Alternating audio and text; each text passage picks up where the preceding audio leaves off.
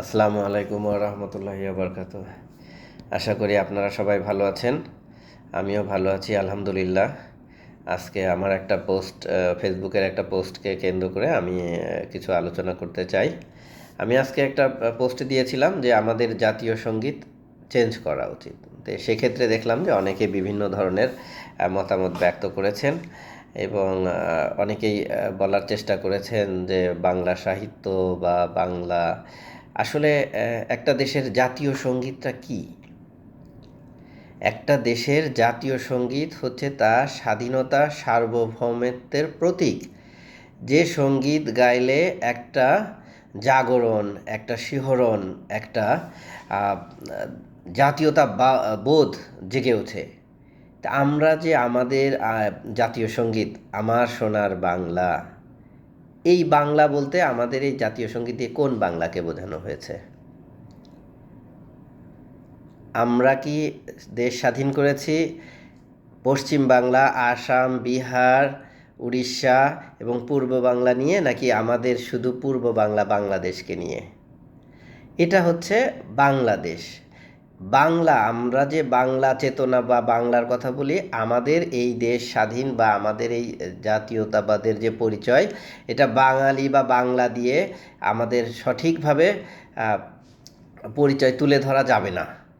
আপনি যদি বাংলা বলেন, বাঙালি বলেন, তাহলে এই পাহাড়ি যারা সাঁওতাল, চাকমা, মারমা, গারো, অন্যান্য জাতীয় ভাষার লোক বাংলাদেশে বসবাস করেন, আপনি তাদেরকে কোথায় ফেলবেন?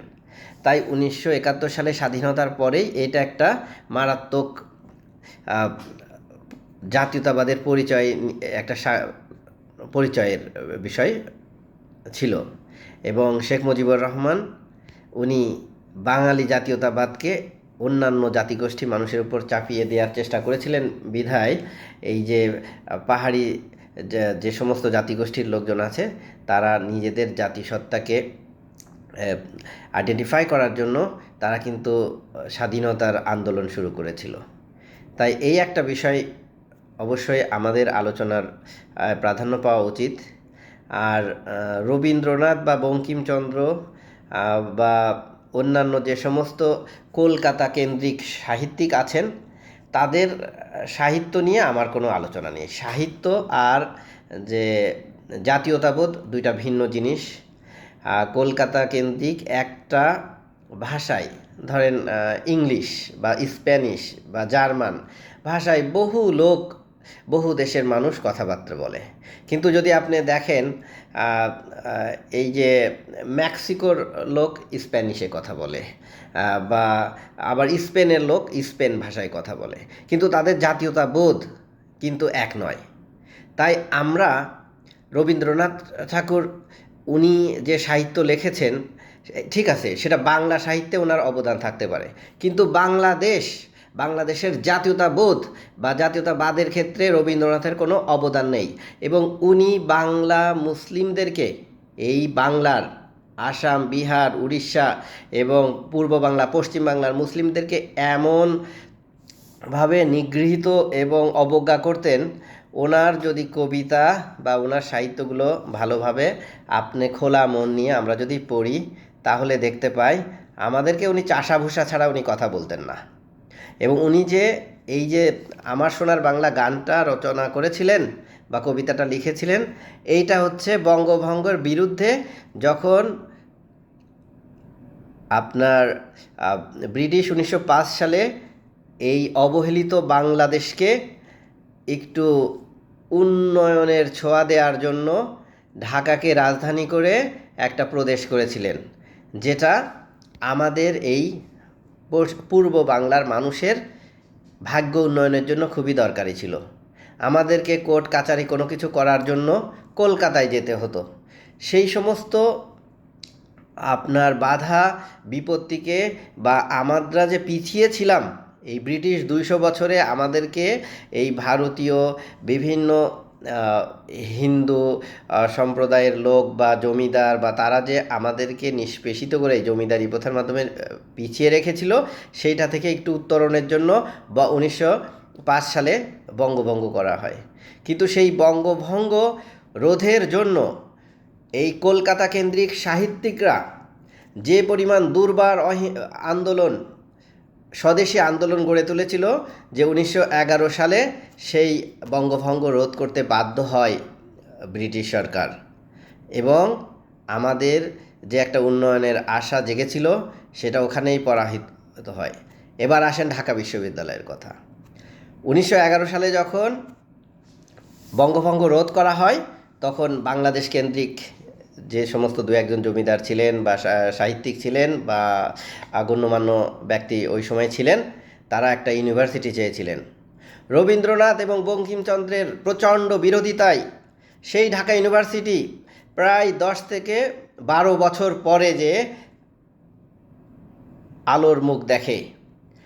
আপনি এক বুকে হাত দিয়ে চিন্তা করেন তো, কি লজ্জার বিষয়, কি নির্লজ্জ একটা বিষয়, যে দেশের মানুষের অস্তিত্বকেই যে লোক স্বীকার করেনি, তার লেখা একটা গান বা কবিতা, এবং এটাও অনেক প্রচলন আছে যে উনি আর একজন সেই ঝিনাইদহের গগন হরকরার কাছ থেকে সুর নকল করে এই গান করেছিলেন।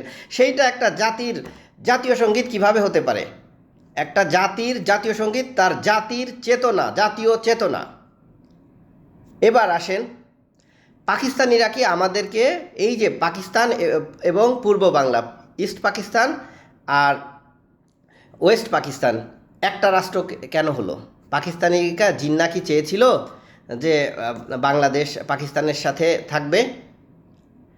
শুধু ওই সময়ের কংগ্রেস এবং ইন্ডিয়ার যে হিন্দু রাজনীতিবিদরা, তারা এমনভাবে ব্রিটিশকে বাধ্য করেছিল।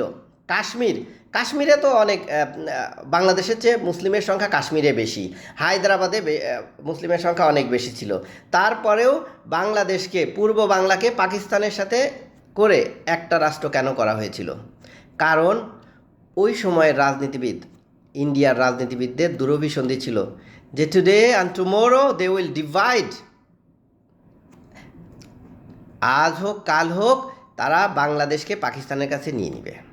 এবং আপনি যদি পাকিস্তানের যে 6টা প্রদেশ দিয়ে পাকিস্তানকে ভাগ করা হয়েছিল, সিন্ধু, বেলুচিস্তান বা অন্যান্য যে সমস্ত প্রদেশগুলো দেখেন, ওগুলাও ছিল অনুর্বর, এবং তারা ছিল যে পাকিস্তান সারভাইভ করতে পারবে না, এবং টুডে টুমোরো তারা পাকিস্তানকেও করায়ত্ত করবে।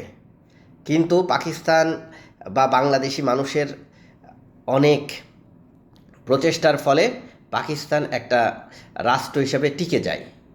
এইটা ভারত কখনো মেনে নিতে পারেনি। হ্যাঁ, এই 25 বছরে বাংলাদেশ যে পাকিস্তানের সঙ্গে ছিল, সেখানে অনেক রকম অনেক কিছু তারা খারাপ অনেক কিছু করেছে, রাজনীতিবিদদের ভুল, বা সেটা যে কারণে আমরা কিন্তু এই 2000 মাইল দূরে আজ হোক কাল হোক স্বাধীন হতামই। কিন্তু আমাদের এই যে স্বাধীনতার শেষ মুহূর্তে এসে ভারত আমাদের যে স্বাধীনতার বিজয়টাকে নিজেদের বলে চালিয়ে দিয়েছে। এইটা কিন্তু কখনোই সম্ভব হতো না যদি আমরা নিজের বলে, নিজের স্বকীয়তার মাধ্যমে আমরা স্বাধীনতার বিজয়টাকে ছিনিয়ে নিতে পারতাম। আজকে আমরা রক্ত দিয়ে, আমরা যুদ্ধ করে পাকিস্তান থেকে স্বাধীন হয়েছি, অথচ আপনি যদি ভারতের ওয়েবসাইটে দেখেন, সেখানে কি বলা আছে, এটা ভারত পাকিস্তানের যুদ্ধ হিসাবে গণ্য করা হয়েছে। কি লজ্জার বিষয়! আমি আসলে একজন সাহিত্যিক না, আমি সাহিত্যের ছাত্রও না, সাহিত্যও আমার কাছে ভালো লাগে না, কিন্তু আমি সাহিত্যকে অস্বীকারও করছি না। কিন্তু বাংলা সাহিত্যের সাথে বাংলাদেশের অস্তিত্ব, জাতীয়তাবোধের কোনো সম্পর্ক নাই। আমাদের বাংলাদেশকে স্বাধীন সার্বভৌম হিসাবে টিকিয়ে রাখতে হলে আমাদের স্বকীয় জাতীয়তাবোধ জাগ্রত রাখতে হবে, এবং মনে রাখতে হবে যে ইন্ডিয়া আমাদের চিরশত্রু। ইন্ডিয়ান পলিটিশিয়ানদের একটা hegemonic ideology, they don't allow other small country as independent, they want to make a greater India. তাদের সেই শত শত বছরের চেতনা বা শত শত বছরের আকাঙ্ক্ষা তারা এই পাকিস্তান বলেন, নেপাল বলেন, ভুটান বলেন, বাংলাদেশ বলেন, এই যে সার্কের যে সমস্ত ছোট ছোট রাষ্ট্রগুলো আছে তাদের অস্তিত্বকেই স্বীকার করে না। এই ছোট ছোট রাষ্ট্রগুলোকে এর অস্তিত্বকে টিকিয়ে রাখতে হলে অবশ্যই তাদের জাতীয়তাবোধ এবং দেশপ্রেমকে সবার উপরে রাখতে হবে।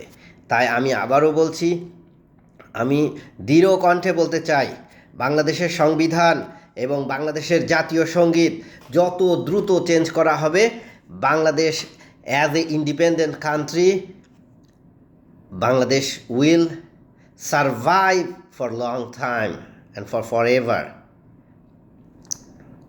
সো আজকে আর বেশি কথা বলবো না।